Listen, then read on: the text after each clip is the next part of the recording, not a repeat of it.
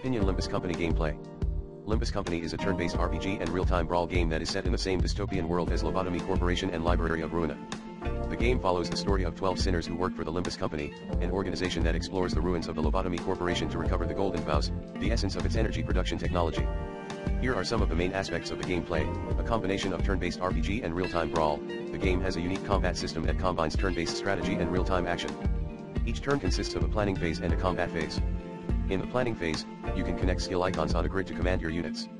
In the combat phase, your units and the enemies will act simultaneously according to your commands. You can also trigger clashes, which are mini-games that determine the outcome of opposing skills. Single-handed skirmishing.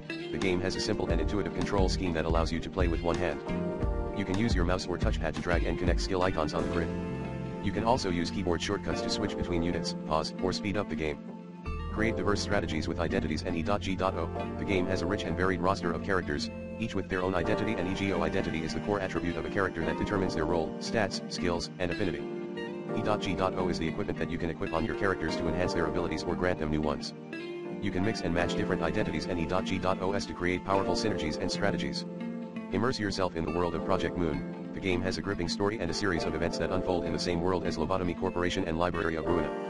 You will embark on a journey to find Golden Vows with a cast of 12 sinners, each with their own backstory, personality, and voice.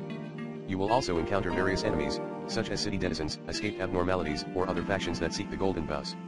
Here are some of the tips that can help you play better in Limbus Company. Take your time. Limbus Company's combat can seem chaotic and confusing at first, but it has a lot of depth and logic behind it. You should take your time in each battle and read each skill description and effect carefully. You should also turn off auto coin toss in the settings until you get used to the coin toss mechanic, which determines the outcome of clashes between skills.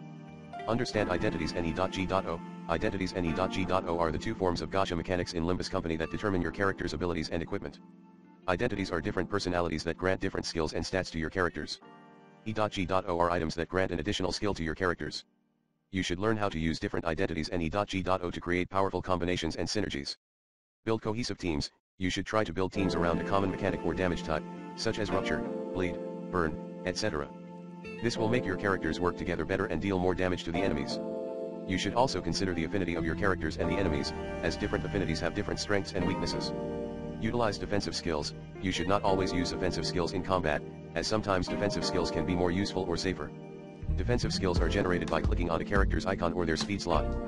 They can help you avoid or mitigate damage, heal or buff your characters, or prepare for the next turn.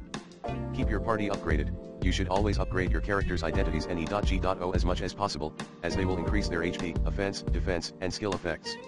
You can upgrade them using threads, which are obtained from extracting duplicate identities or E.G.O, or from converting shards at the end of each season. Don't neglect lower rarity identities. You should not ignore lower rarity identities, as they can still be useful or even better than higher rarity ones in some situations. Lower rarity identities have lower upgrade costs and faster skill cooldowns than higher rarity ones. They can also have unique skills or effects that can complement your team or counter the enemies.